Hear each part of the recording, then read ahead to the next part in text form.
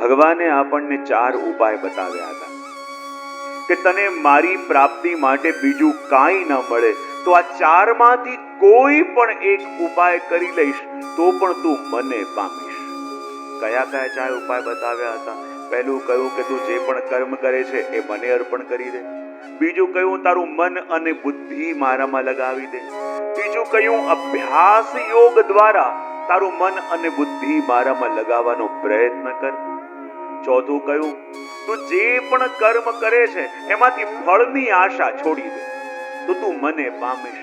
પણ જ્યારે આપણે આ ચારેયમાં અસમર્થતા બતાવી અને પ્રભુ આ 12મા શ્લોકની અંદર આપણને કહી રહ્યા છે કે જો અહીંયા આગળ અભ્યાસ કરતા શાસ્ત્ર જ્ઞાન શ્રેષ્ઠ છે, શાસ્ત્ર જ્ઞાન કરતા ધ્યાન શ્રેષ્ઠ છે અને ધ્યાન કરતા પણ બધા જ કર્મ ફળનો ત્યાગ શ્રેષ્ઠ છે અને કર્મ ફળ ત્યાગથી તું તત્કાલ જ પરમ શાંતિને પ્રાપ્ત થઈ જઈશ.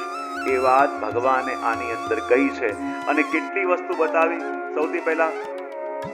સૌથી પહેલા શું કહ્યું? શ્રેયો હિ જ્ઞાન અભ્યાસ.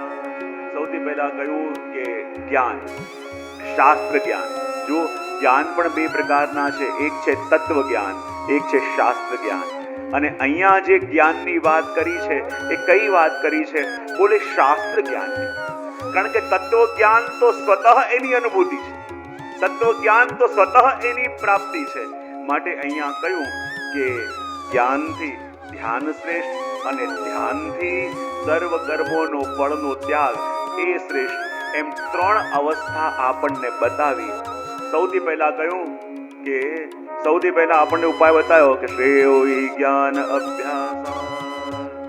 સૌથી પહેલા કહ્યું કે સૌથી પહેલા તું આ જ્ઞાન દ્વારા એને કે શાસ્ત્ર જ્ઞાન દ્વારા મને જાણવાનો પ્રયત્ન કર.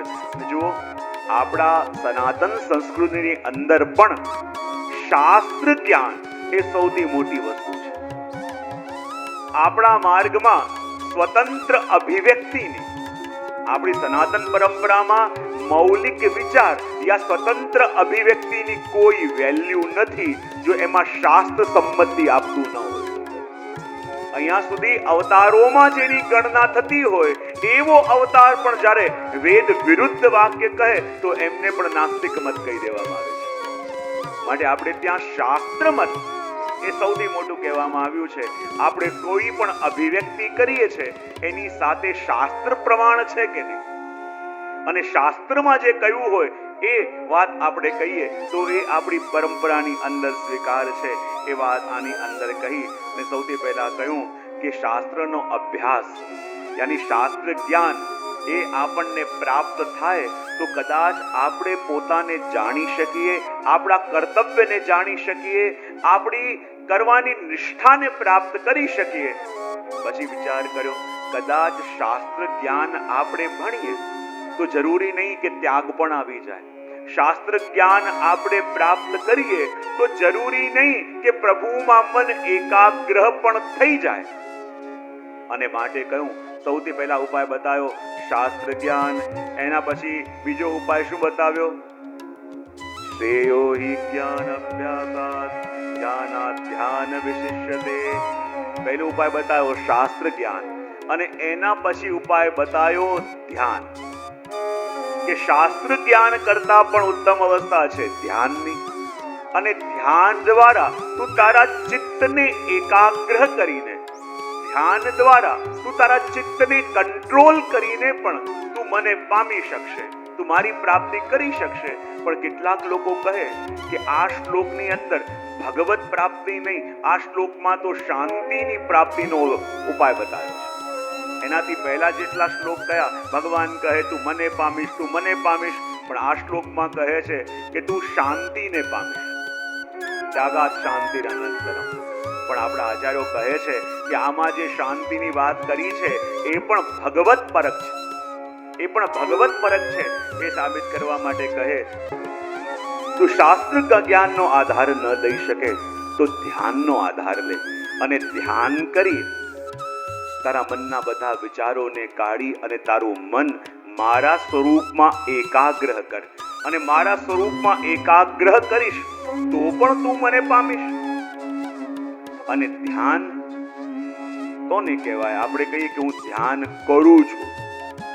જે કરાય, જેમાં એફર્ટ્સ હોય એને ધ્યાન ન કહેવાય. જે થવા લાગે એને ધ્યાન કહેવાય.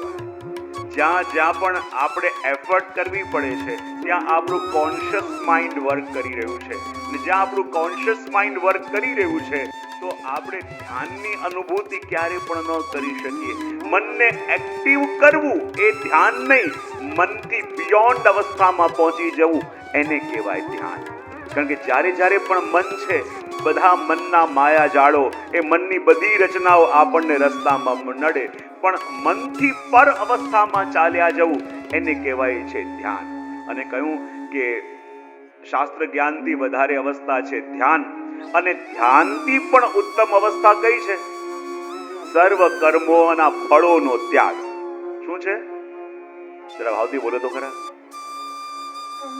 અને સર્વ કર્મ ફળોનો ત્યાગ આ એક એવી વસ્તુ છે કે જ્યારે તને સર્વ કર્મોના ફળોનો ત્યાગ કરતા આવી જશે તો તારું મન પરમ શાંતિનો અનુભવ કરશે.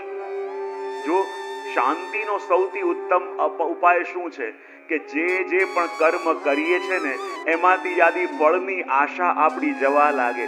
આપણે ફળ ઉપર ફોકસ ન કરી ખાલી કર્મ ઉપર ફોકસ કરીએ ને તો ધીમે ધીમે શાંતિ મનમાં આવવા લાગે. આજે મન અશાંત છે કેમ? કારણ કે જે જોઈતું હતું એ મળ્યું નથી, જે જોઈએ છે એ મળી રહ્યું, જે જોઈ રહ્યું છે એ મળી નથી રહ્યું, એટલે જ આપણું મન અશાંત છે કે નહીં? ભગવાન જો આ શ્લોકની અંદર આપણી અશાંતિનું કારણ આપે છે અને અશાંતિનું કારણ આપીને શાંતિ પામવાનો ઉપાય પણ બતાવે છે કે જો તું બધા ઉપાય કરીશ પણ જે વખતે તારા દરેક કાર્યમાંથી ફળની આશા ચાલી જશે ને, ફળની આશા મેળવવાની તું બંધ કરી દઈશ, માનજે એ જ ઘડીએ તારું મન શાંત થવા લાગશે. જો જેના મનમાં કામના હોય ને, સામેવાળો સમજી જાય કે આના મનમાં કોઈ કામના છે અને એનું લાલચ આપીને મનમાં અપેક્ષા હોય તો સામેવાળા જેવી રીતે પેલા વાનરને નચાવે છે એવી રીતે નાચવું પડે છે કે નહીં? આમ કરી દો તો હું આમ કરીશ, આમ કરી દો તો હું આમ કરીશ. એ કોઈ પણ વ્યક્તિ જ્યારે જાણી જાય આના મનમાં કોઈ અપેક્ષા છે તો એ અપેક્ષાનો ઉપયોગ કરી આપણને નચાવી શકે. પણ જેના મનમાં કોઈ અપેક્ષા જ ન હોય એને ક્યારે કોઈ વિચલિત કરી શકે?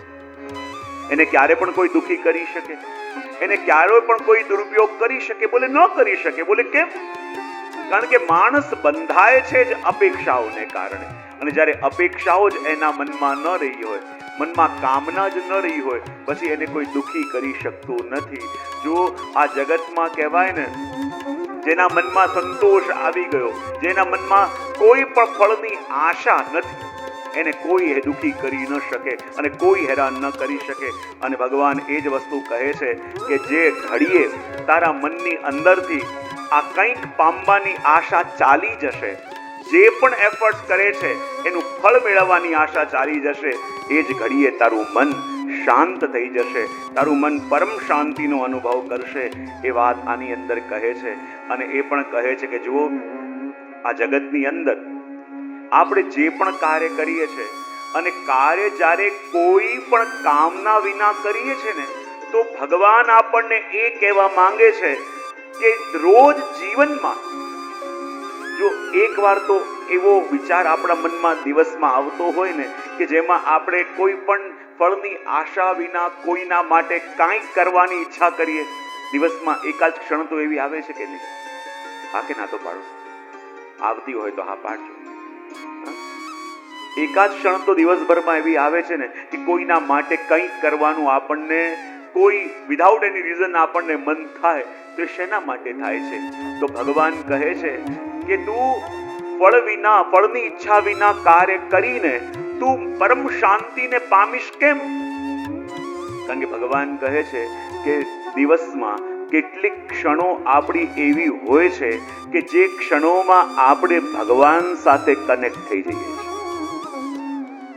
એક પણ દિવસ એવો આપણા જીવનમાં ગયો નહીં હોય કે એ દિવસે એવી ક્ષણો ન આવી હોય કે જેમાં આપણે ભગવાનથી આપણા તાર જોડાયા ન હોય, પણ એ ક્ષણોનો ઉપયોગ આપણે આપણા જીવનમાં કરતા નથી. તો કોઈએ કહ્યું, પ્રભુ આપની સાથે અમારા તાર આ ક્ષણે જોડાયા છે, અમને ખબર કેવી રીતે પડે? ત્યારે ભગવાન કહે કે જો જીવનમાં તારા મનમાં જે પણ વિચાર આવે છે ને, તું જગત સાથે જોડાયો હોય તો તારા મનમાં સ્વાર્થના, તારા મનમાં કેમ કરીને હું લોકોનો ઉપયોગ કરું એવા વિચારો આવશે. પણ જ્યારે તું તારા તાર મારી સાથે જોડાય ત્યારે તારા વિચારો એક દિવસે બદલાવા લાગશે. બોલે કેવી રીતે?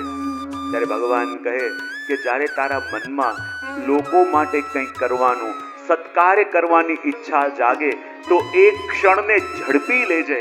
કારણ કે તારું મન છે સ્વાર્થી, આખી જિંદગી તે સ્વાર્થનો વિચાર કર્યો છે, પણ લોકો માટે કંઈક કરવાનું મન થાય ત્યારે માનવાનું આ એ ઘડી છે કે જ્યાં તારા તાર મારી સાથે જોડાયા છે.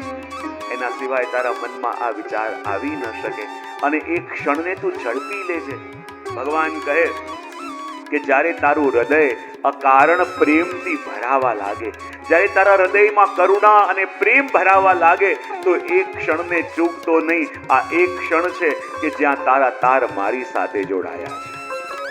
ભગવાન કહે કે જ્યારે તારી બુદ્ધિ વિશાળ થવા લાગે, હું અને મારા પરિવારથી અતિરિક્ત જ્યારે તું બીજાના પણ સુખનો વિચાર કરવા લાગે ત્યારે માનજે કે તારા તાર આ ક્ષણે મારી સાથે જોડાયા છે.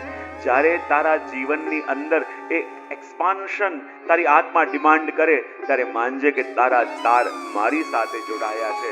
તારા હૃદયમાં અકારણ શાંતિનો અને આનંદનો અનુભવ થવા લાગે ત્યારે માનવાનું એક ક્ષણે તારા તાર મારી સાથે જોડાયા છે. અને દિવસમાં એક ક્ષણ તો એવી આવે છે કે આમાંથી કંઈક અનુભવ આપણે કરતા હોઈએ છે અને એ એક ક્ષણ હોય છે કે જ્યારે આપણા તાર એની સાથે જોડાયા હોય છે, પણ એ ક્ષણનો ઉપયોગ આપણે આપણા જીવનમાં કરી શકતા નથી.